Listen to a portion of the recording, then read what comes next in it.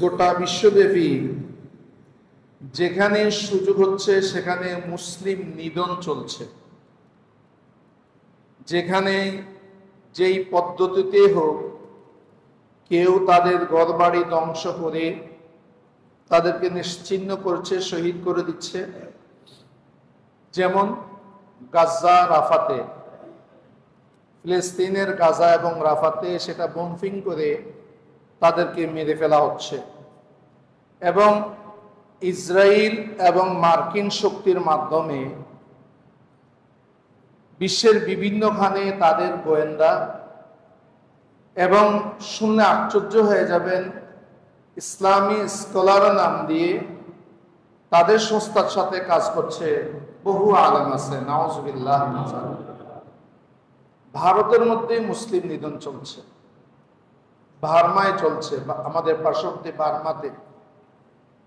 এমত অবস্থায় মুসলমানের করণীয় কি, মুসলমানদের কি অবস্থা? যেমন পার্শ্ববর্তী ভারতের মধ্যে জয় শ্রীরাম বলার জন্য জোরাজুরি করা হচ্ছে, বলো জয় শ্রীরাম।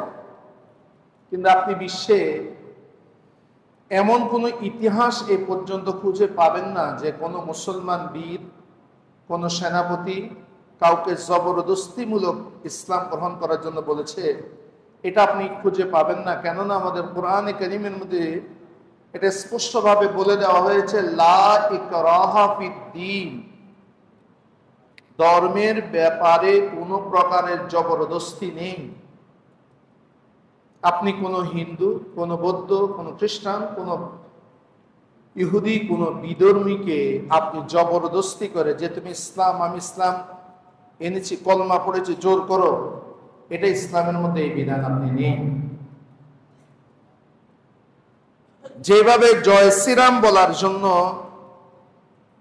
জবরদস্তি করা হচ্ছে, যদি জয় শ্রীরাম না বলে কাউকে বিভিন্নভাবে নির্যাতন করছে, কাউকে হত্যা করা হচ্ছে, কাউকে লাঞ্ছনার মধ্যে রাখা হচ্ছে।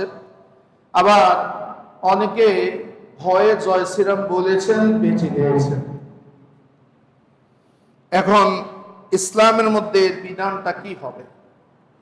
সে জয় শ্রীরাম বলে ফেলেছে, সে বিধর্মীর কলমা পড়ে ফেলেছে, ইহুদি সংস্থার সাথে মিলে গিয়েছে।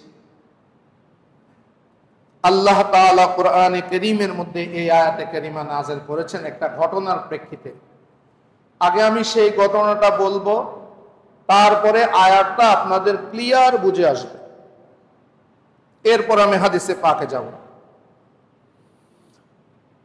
ইসলামের প্রাথমিক যুগে হযরতে আম্মার বিন ইয়াসির,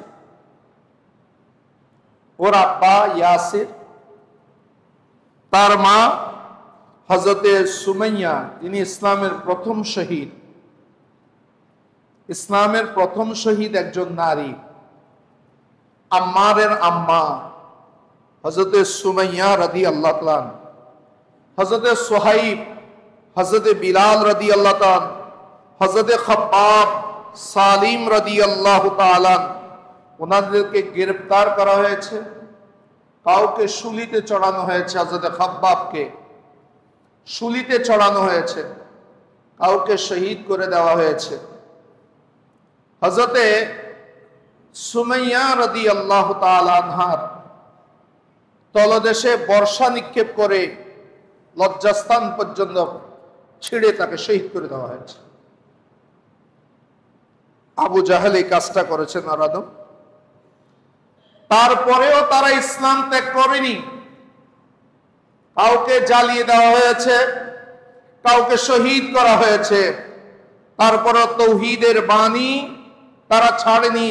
হযরতে বেলাল রাদিয়াল্লাহু তাআলা হাত হাত করে চিৎকার করেছেন, দুই হাতের মধ্যে পেরেক মেরে গাছের মধ্যে ঝুলিয়ে রেখেছেন, উত্তপ্ত মরুভূমির বালুর মধ্যে তাকে পাথর চিপ দিয়ে রাখা হয়েছে। তারপরও তিনি ইসলাম গ্রহণ করেননি, কষ্ট স্বীকার করেছেন। পরবর্তীতে সাইয়েদনা আবু বকর সিদ্দিক রাদিয়াল্লাহু তাআলা ওনাকে কিনে নিয়েছেন এবং মুক্ত করে রাসূলের গোলাম বানিয়েছেন। ওইখানের মধ্যে হযরতে আম্মার ছিলেন। আম্মার দুর্বল ছিলেন, আম্মার উপরে নির্যাতন করা হয়েছে। হযরত আম্মার রাদিয়াল্লাহু তাআলা আনহুকে কুফরি বাণী বলার জন্য বাধ্য করা হয়েছে। তখন হযরত আম্মার রাদিয়াল্লাহু তাআলা উনি কুফরি শব্দ বলে ফেলেছেন। ঘটনাটা একটু নিজের দিকে যদি আনেন, আপনাদেরকে এখানে যদি নির্যাতন করা হয় এবং যদি আপনাদেরকে বিধর্মী বাণী বলার জন্য বলা হয়, আপনাদের উপর বিভিন্ন প্রকার টর্চার করা হয়, তখন আপনার কি অবস্থা হবে? ঘটনা বলা সোজা, বাস্তবায়ন এটা অনেক কঠিন বিষয়। হযরত আম্মার রাদিয়াল্লাহু তাআলা কুফরি বাক্য যখন উচ্চারণ করে ফেলেছেন, সাহাবায়ে কেরাম আসলেন ইসলামের, ইয়া রাসূলুল্লাহ সর্বনাশ, আম্মার তো কাফের হয়ে গেছে। রাসূল খুদা সাল্লাল্লাহু আলাইহি ওয়াসাল্লাম বলে, না, কখনো না। ইসলামের মর্মবাণী আম্মারের হৃদয়ে গেঁথে গিয়েছে, তার রক্ত মাংসের মধ্যে ইসলাম রয়েছে। সুবহানাল্লাহ বিহামদি। হযরত আম্মার রাদিয়াল্লাহু তাআলা আমার নবীর দরবারে কেঁদে কেঁদে উপস্থিত হলেন। ইয়া রাসূলুল্লাহ, নির্যাতনের মধ্যে আমার মুখ দিয়ে কুফরি বাণী, খারাপ একটা বাণী বের হয়ে গিয়েছে। ইয়া রাসূলুল্লাহ, আমার নবী জিজ্ঞেস করে, তোমার অন্তরের কথা কি? ইয়া রাসূলুল্লাহ, অন্তরের মধ্যে আমার ঈমান দৃঢ়তার সাথে রয়েছে। রাসূল খুদা সাল্লাল্লাহু আলাইহি ওয়াসাল্লাম দয়া পরবশ হলেন আর এটা বলে দিলেন, যদি আবারও এই ধরনের ঘটনা ঘটে তাহলে তোমাদের মুসলমানদের এই রূপ করা উচিত। অর্থাৎ অন্তরের মধ্যে যদি, হৃদয়ের মধ্যে যদি, তার কলবের মধ্যে যদি ঈমান থাকে মজবুত ভাবে, তাহলে মুখে যদি কষ্ট করেও তারা কুফরি বাণী বলে, তাহলে তার ঈমানের কোনো সমস্যা হবে না। এই কথা যখন রাসূল খুদা সাল্লাল্লাহু আলাইহি ওয়াসাল্লাম ডিক্লারেশন দিলেন, তখনই আল্লাহ রাব্বুল আলামিন সূরা নহলের এই 106 নং আয়াতখানা নাজিল করলেন। 106 নং আয়াতখানা কি?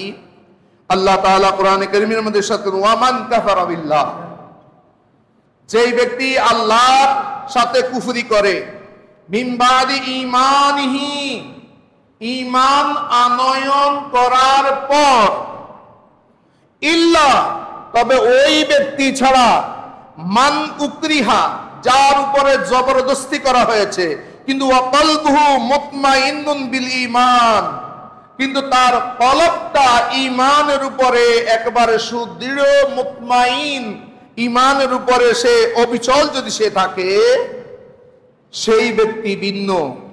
ওয়ালাকিন, সেই ব্যক্তি ভিন্ন মানে যারা স্বেচ্ছায় নয়, অন্তরে ঈমান আছে, বাধ্য হয়ে ইসলাম বিরোধী কথা বলেছে, সেই ব্যক্তি ছাড়া। ওয়ালাকিন, কিন্তু ওই ব্যক্তি, মান শারা বিল কুফরে সদরা, অন্তরের দিক থেকে যে কুফরিকে বরণ করে নিবে, ফা আলাইহিম লানাতুল্লাহ, এই সমস্ত ব্যক্তির উপরে আল্লাহ লানত, ওয়া লাহুম আযাবুন আযীম, তাদের উপরে বিশাল শাস্তি, বড় ধরনের শাস্তি তাদের জন্য প্রস্তুত রয়েছে। এই হলো আয়াতে কারিমা। কাফেরদের জন্য বড় শাস্তি রয়েছে। আর মূল কথা হলো, যারা জবরদস্তি ইসলাম গ্রহণ করার জন্য, কুফরি ধর্ম গ্রহণের জন্য বাধ্য করবে, সেই ক্ষেত্রে মুসলমানদের দুই ফরিক দেখলাম। কেউ হয় শহীদ হয়ে গিয়েছে, তারপরে জবানের মধ্যে কুফরি বাক্য আনেননি, আর কেউ ভীত সন্ত্রস্ত হয়ে যন্ত্রণা সহ্য করতে না পেরে অন্তরের মধ্যে ঈমানকে মজবুত রেখে মুখের মধ্যে এমনি জয় শ্রীরাম বা অন্য কিছু বলেছে, সেই ব্যক্তি কাফের হবে কিনা? না, সেই ব্যক্তি মুসলমান হয়ে থাকবে, কারণ কুফরিটা করা হয়েছে জবরদস্তি। এটাই হলো আয়াতের মূল কথা। হযরত মুআজ বিন জাবাল রাদিয়াল্লাহু তাআলা, যিনি রাসূল খুদা সাল্লাল্লাহু আলাইহি এত জ্ঞানী ছিলেন, আনসারীদের মধ্যে, সাহাবীদের মধ্যে, মদিনাবাসী সাহাবীদের মধ্যে কয়েকজন জ্ঞানী সাহাবী ছিলেন, পণ্ডিত ছিলেন। তাদের মধ্যে অন্যতম ছিলেন হযরত মুআজ বিন জাবাল রাদিয়াল্লাহু তাআলা। তাকে রাসূল খুদা সাল্লাল্লাহু আলাইহি ওয়াসাল্লাম ইয়ামানের গভর্নর বানিয়েছেন। আর হযরত ওমর বিন খাত্তাবের আমলে তাকে মুলকে শামের গভর্নর বানানো হয়েছিল। তিনি তাউনের মধ্যে, মহামারীতে মাত্র 38 কিংবা 39 বছর বয়সে উনি ইন্তেকাল করেছেন।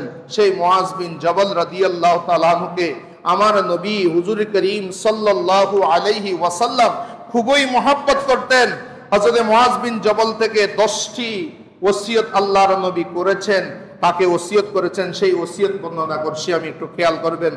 عن معاذ قال أوصاني رسول الله صلى الله عليه وسلم بعشر كلمات আমার নবীজি আমাকে 10টি উপদেশ আমার নবী আমাকে করেছেন। আমার নবী বলেন قال لا تشرك بالله شيئا, হে মুআজ কোন বস্তুকে আল্লাহর সাথে অংশীদারের মধ্যে আনবে না, আল্লাহর সাথে শিরিক করবে না। ওয়া ইন কুতিলতা ওয়া হুলিকতা, যদিও তোমাকে শহীদ করে দেওয়া হয়, যদিও তোমাকে জ্বালিয়ে পুড়িয়ে ভস্ম করে দেওয়া হয়, হে মুআজ তারপরেও কোনোদিন তুমি শিরক করবে না। হযরত মুআজকে আল্লাহর নবী এভাবে বলেছেন। তো এটার ব্যাখ্যা কি? এটার ব্যাখ্যা জ্বালিয়ে দেওয়া, পুড়িয়ে দেওয়া, কতল করা, এটা ওই আয়াতে কারিমার মধ্যে আমি বলে দিয়েছি। ওয়ালা তাউকান্না ওয়ালিদাইক, শোনো কোনোদিন তোমার মা এবং বাবাকে কষ্ট দিবে না, মা এবং বাবার নাফরমানি করবে না, মা এবং বাবার অবাধ্য হবে না।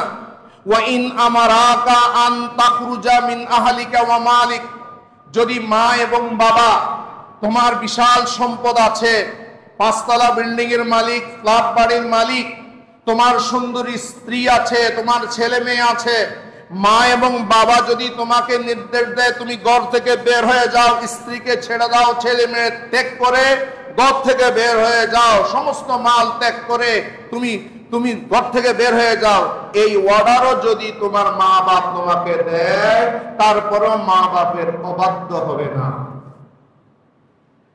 ইসলামে মা বাপের অর্ডারের কত মূল্য এবার চিন্তা করেন। মা বাপ যদি বলে স্ত্রীকে তালাক দাও, তালাক দিতে হবে। এখন আমাদের অবস্থান কোন জায়গায়? মা বাপের অবাধ্য হয়ে বিয়ে শাদী করছেন, মা বাপের অবাধ্য হয়ে সম্পদ আপনি যোগাচ্ছেন। মা বাপ যদি বলে সম্পদ তুমি ত্যাগ করো, ত্যাগ করতে আপনি বাধ্য। যদিও মা বাপ এটা বলে না, ইন আমারাকা আন তাখরুজা মিন আহলিকা ওয়া মালিক, তুমি তোমার সম্পদ থেকে, তোমার পরিবার থেকে বের হয়ে যাও, তারপরেও মা বাপদের অবাধ্য হবে না, তাদের অর্ডার বাস্তবায়ন করো। ওয়ালা তাতরুকান্না সালাতান মাকবুদাতান আমাদা, খবরদার খবরদার মুআজ বিন জাবাল, কখনো ফরজ নামাজ ইচ্ছাকৃতভাবে ত্যাগ করবে না। ফরজ নামাজ ফজরের 2 রাকাত ফরজ, যোহরের 4 রাকাত ফরজ, আসরের 4 রাকাত ফরজ, মাগরিবের 3 রাকাত ফরজ, এশার 4 রাকাত ফরজ।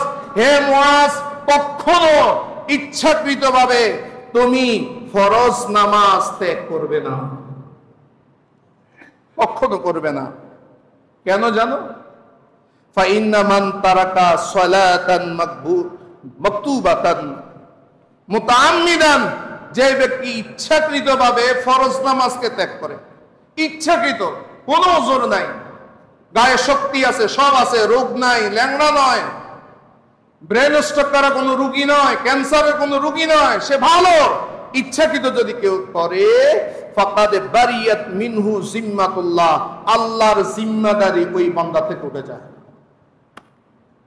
আল্লাহ প্রত্যেক বান্দার হেফাজত করেন, কিন্তু যখন কোনো বান্দা ইচ্ছাকৃতভাবে ফরজ নামাজ ত্যাগ করে ফেলে, সেই ব্যক্তির থেকে আল্লাহর জিম্মাদারি উঠে যায়, আল্লাহর রহমতের চাদর থেকে তাকে বের করে দেন। আল্লাহর জিম্মাদারি ধ্বংস ছাড়া আর কিছুই নয়, সে শয়তানের খপ্পরের মধ্যে পড়ে যায়। কয়জনে ফরজ পড়েছেন? আজকে যদি এখন আমি ডাটা টানি, আমাদের এখানে প্রায় 3000 মানুষ জুমার নামাজ আদায় করে। 3000-এর কাছাকাছি, বেশি হয়, কোনো সময় একটু কম হতে পারে। এখন যদি আমি ডাটা নিই, কয়জনে ফরজ নামাজ পড়েছে, ফজরের নামাজ কয়জন পড়েছে, আমার রেজাল্টটা কি হবে আপনারা অনুমান করতে পারছেন। আজকে ফজরের নামাজের মধ্যে এত বিশাল, এত বড় এরিয়ার মধ্যে মাত্র 2 কাতার মানুষ আছে। আজকে ফজরের নামাজের ইমামতি আমি করেছি 2 কাতার। আমার যারা ফজর নামাজ পড়েন রেগুলার, তাদেরকে জিজ্ঞেস করবেন, আজকে 2 কাতার হয়েছে মানুষ। 2-1 জন আরো কম ছিল, বাড়তি নয়। 2-1 জন কমতি ছিল, বাড়তি নয়। এমাস রোগ নাই, ওজর নাই। কখনো তুমি ফরজ নামাজকে ইচ্ছাকৃত ত্যাগ করবে না। এখন নামাজ ত্যাগ করা, ছেলে নামাজ পড়েনি, মেয়ে নামাজ পড়েনি, মা বাপের মাথা ব্যথার কোনো কারণই নেই, কারণ মা বাপ নিজেও পড়েনি, কোনো ব্যথা নাই। বেনামাজির ঘরে ভাত খাওয়া, বেনামাজির সাথে থাকা, বেনামাজির সাথে সঙ্গ করা, এগুলো ইসলামের মধ্যে এগুলোকে অনুপ্রাণিত করা হয়নি, এদের থেকে বেঁচে থাকতে বলা হয়েছে। কিন্তু আমাদের সম্পর্ক সব বেনামাজিদের সাথে, নামাজির সাথে নয়। বিয়ে শাদী হচ্ছে সব বেনামাজিদের সাথে করতে সবাই আগ্রহী, যার টাকা বেশি, অবৈধ টাকা বেশি, তার সাথে সবাই বিয়ে শাদীতে আত্মীয়তার বন্ধনে আবদ্ধ হয়ে যাচ্ছে। ওয়ালা তাশরিবান্না খামারান, হে মুআজ, খবরদার কোনদিন মদ পান করবে না। ফাইন্নাহু রাসু কুল্লি ফাহিশা, যত প্রকারের বেহায়াপনা আছে, যত প্রকারের অশ্লীলতা আছে, সবগুলোর মূল হলো মদ পান করা। সেজন্য আপনি দেখবেন এই 31st নাইট থেকে শুরু করে আমাদের দেশে যেগুলো হয়, বিভিন্ন হোটেলের মধ্যে মদের সাথে সাথে নারীর আড্ডাখানা, সব যত অশ্লীলতা আছে, বেহায়াপনা, জেনা, বেবিচার, এগুলোর সাথে মদের সাথে সম্পর্ক। এটা খাবে না, এটা এত নিকৃষ্ট জিনিস। ওয়াইয়াকা ওয়াল মাসিয়াত, হে মুআজ, তুমি আল্লাহর নাফরমানি, গুনার কাজ করা থেকে বিরত থাকো।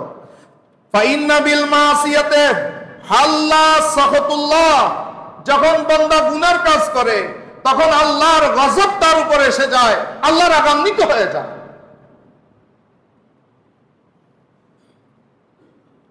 আল্লাহ তখন রাগান্বিত হয়ে যায়। ওয়াইয়াকা ওয়াল ফিরার মিনাজ যাহাবে, শোনো, যুদ্ধের ময়দানে তুমি পলায়ন করা থেকে বেঁচে থাকো। যুদ্ধের ময়দানে গিয়েছ, মুসলিমদের সাথে রণাঙ্গনে গিয়েছ, রণাঙ্গনে ভঙ্গ করে পিছনের দিকে মুআজ আসবে না, প্রয়োজনে শহীদ হয়ে যাবে। ওয়াইন হালাকান নাস, যদি সমস্ত মানুষ মারা যায় তারপরেও তুমি পেছনে আসবে না। এটাই হলো মুসলিম সেনাদের, মুসলিম যোদ্ধাদের, সালাউদ্দিন আইয়ুবীর রেকর্ড, সেটা তারেকের রেকর্ড, সেটা মুসা ইবনে কাসেমের রেকর্ড, সেটা ইসলামের মধ্যে যখন তাকাবেন, বদর যুদ্ধের মধ্যে 313 জন, সামনে 1000 জন, উহুদের ময়দানে একই অবস্থা। সর্বক্ষেত্রে মুসলমান সৈন্য ছিল কম, কাফেররা ছিল লক্ষর উপরে, সেখানের মধ্যে মুসলমানদের বিজয় সুনিশ্চিত হয়েছে। এই ফর্মুলার কারণে জান দিয়ে যাও, মরলে শহীদ, বাঁচলে গাজী, সামনে এগিয়ে যাও। যখন সামনে এগিয়ে যায় মুসলমানদের ফালা নাজাত, এটা নিশ্চিতভাবে অর্জিত হয়ে যায়। সুবহানাল্লাহ, কখনো পলায়ন করবে না। ওয়াইদা আসাবান নাস মাউতুন, যখন সমস্ত মানুষকে মৌত পেয়ে যায়, ওয়া আনতা ফীহিম, তুমি সেখানের মধ্যে আছো।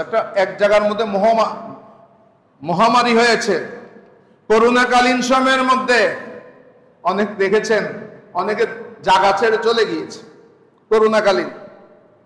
আমাদের অনেক শিল্পপতি বিদেশে চলে গেছে, বাংলাদেশ ছেড়ে বিদেশে চলে গেছে কোটিপতিরা এই করোনাকালীন। তো রাসূলুল্লাহ বলেন, কোন জায়গার মধ্যে সব মানুষ মারা যাচ্ছে, তুমি ওই জায়গাতে আছো, ওই জায়গা ত্যাগ করবে না। মুআজ ওই জায়গার মধ্যে তুমি থাকবে। একটা জিনিস খেয়াল করেছেন, হযরত মুআজ বিন জবল ইন্তেকাল করেছেন মহামারীতে।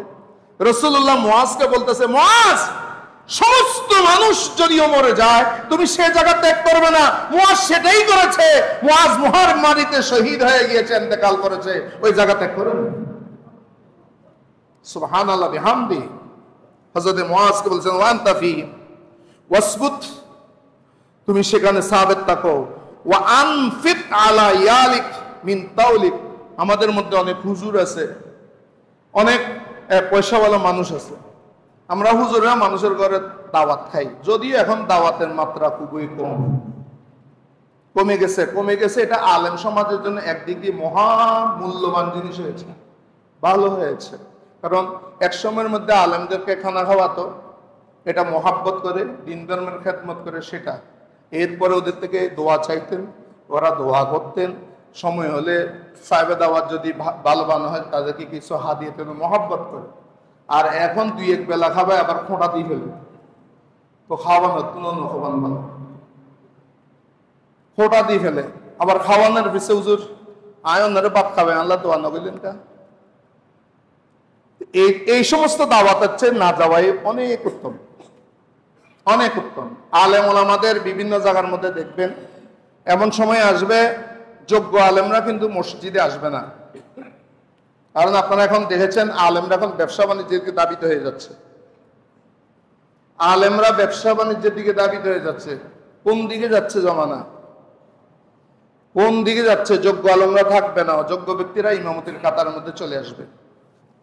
তখন হাদিসে পাক আছে দল্লু ফা দাল্লু, মানুষ তার কাছে প্রশ্ন করবে, সে না জেনে একটা উত্তর দিয়ে যাবে, সেও গোমরা, জাতীয় গোমরা হয়ে যাবে। ওই সময়টা কিয়ামতের আগে আসবে। এটা আসতেছে, এটা আসতেছে। যোগ্য আলেমরা এই সমস্ত ইমামতি কে কার কথা কে শুনবে? আপনি আসবেন, আপনি একজন নিম্ন শ্রেণীর মানুষ, আপনি আঙ্গুল তুলে ইমাম সাহেবকে কথা বলতেছেন, আপনি মুয়াজ্জিনকে ধমক দিচ্ছেন, মুয়াজ্জিনকে ধমক দিচ্ছেন, আপনি মসজিদের হিসাব নিয়ে টানাটানি করছেন। এরকম অনেক মানুষ আছে। এই ঝামেলার মধ্যে না থেকে ইমামতি ছেড়ে দেওয়াটা অনেক ভালো, এটা অনেক ভালো। যদি দিন ধর্মের কোনো কল্যাণে না আসে, এখানে ইমামতি করে লাভ কি? ইয়ার তুমি অটো চালানো বহুত ভালো। একজন অটো চালক আমি জিজ্ঞেস করি, এর মান্থলি ইনকাম 50,000 টাকার উপরে। অটো চালায়, অটো, অশিক্ষিত মানুষ অটো চালায়। আর একজন ইমামের বেতন শহর এলাকা তো 14,000 টাকা, 13,000 টাকা আছে, 12,000 টাকা আছে। মুয়াজ্জিনের বেতন আরো শোচনীয়, 6,000 টাকা। আমার এখানে আসে লিকচার মারে, বড় বড় লিকচার মারে। এখন অনেক হুজুরদেরকে দাওয়াত খায়। আমি এই প্রসঙ্গে আসি, হাদিসের প্রসঙ্গে। নিজের ঘরের জন্য সামান্য শাকসবজি নিয়ে যান, কিন্তু পকেটে টাকা আছে কেন? তোমার পরিবারের জন্য ভালো খাবারের ব্যবস্থা করো। হযরত মুআজকে আমার নবী আনফিক, মুআজ হালাল উপার্জন তোমাদের, সেখান থেকে আলা ইয়ালিকা মিন তাউলিক, তোমার সাধ্য অনুসারে পরিবারের জন্য খরচ করো। খরচটা পরিবারের জন্য করো। আমাদের খরচ পরিবারের চাইতে বাহিরে বেশি হয়ে যায়, জুয়া খেলাতে হয়ে যায়, নাচ গানের অনুষ্ঠানের মধ্যে চাঁদা দেন, বড় মাপের চাঁদা, রাজনৈতিক চাঁদা, এই চাঁদা সেই চাঁদা, কিন্তু পরিবার উপোস। হে মুআজ, পরিবারকে তুমি খানা খাওয়াও। ওয়ালা তারফা, এটা চমৎকার কথা বলেছেন, ওয়ালা তারফা আনহুম আসাকা আদাবান। মনে রাখবা, পরিবারকে তো খাওয়াবা ঠিক আছে, কিন্তু ওয়ালা তারফা আনহুম আসাকা, তোমার আদব শিক্ষা দেওয়ার জন্য যে ব্যাট আছে, যে লাঠি আছে, এই লাঠিটা উঠেই রাখিও না। এদেরকে আদব শিক্ষা দাও। বউকে আদব শিক্ষা দিতে হবে,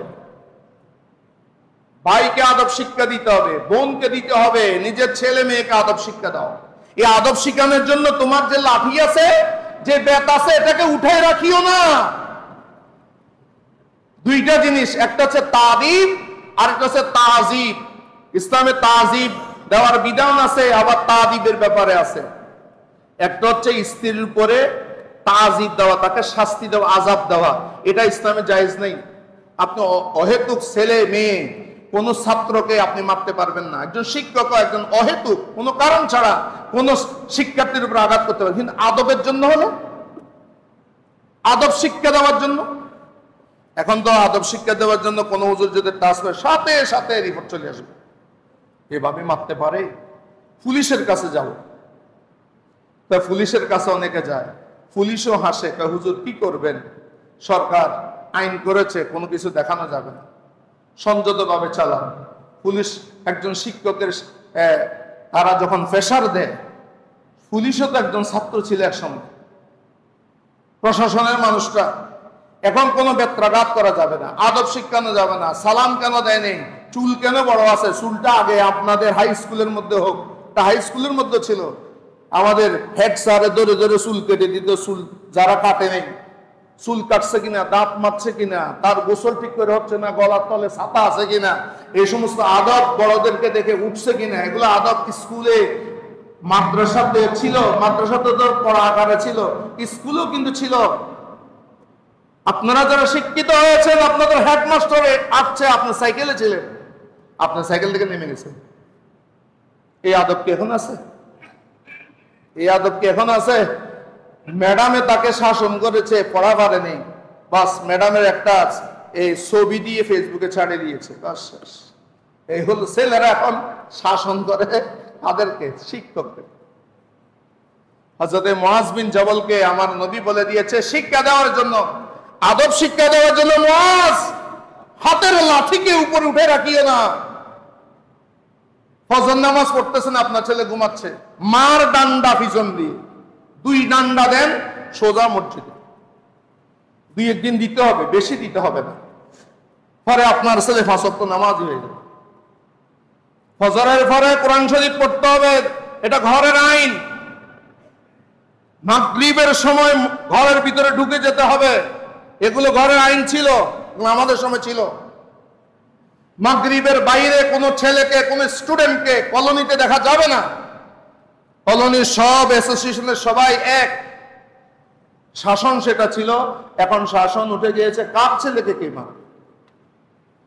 রাতের 11টা-12টা পর্যন্ত একজন স্টুডেন্ট দোকানে পাটে, কলেজের সামনে, আগ্রাবাদের সামনে, আজিজ কোর্টের সামনে, আগ্রাবাদ হোটেলের সামনে বসে আছে ওয়াইফাই নিয়ে, চলছে, কে কাকে বাধা দিবে?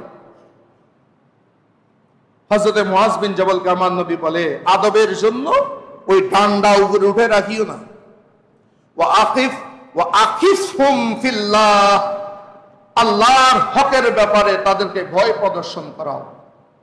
আল্লাহর হক কি, আল্লাহর ব্যাপারে ভীতি প্রদর্শন করাও, তাদেরকে ডর দেখাও, এটা করলে আল্লাহ পাপ হবে, এটা আল্লাহ তোমাকে ছাড়বে না, ইত্যাদি করো। এটা তাদেরকে সে শিক্ষা তুমি দাও। এই 10টি ওসিয়ত হযরত মুআজ বিন জবলের মাধ্যমে আমার নবী গোটা মুসলিম মিল্লাতকে সেই শিক্ষাটা দিয়েছেন। আল্লাহ রাব্বুল আলামিন নবীজির সেই শিক্ষা নিজের জীবনে বাস্তবায়ন করার আল্লাহ আমাদেরকে তৌফিক দান করুন।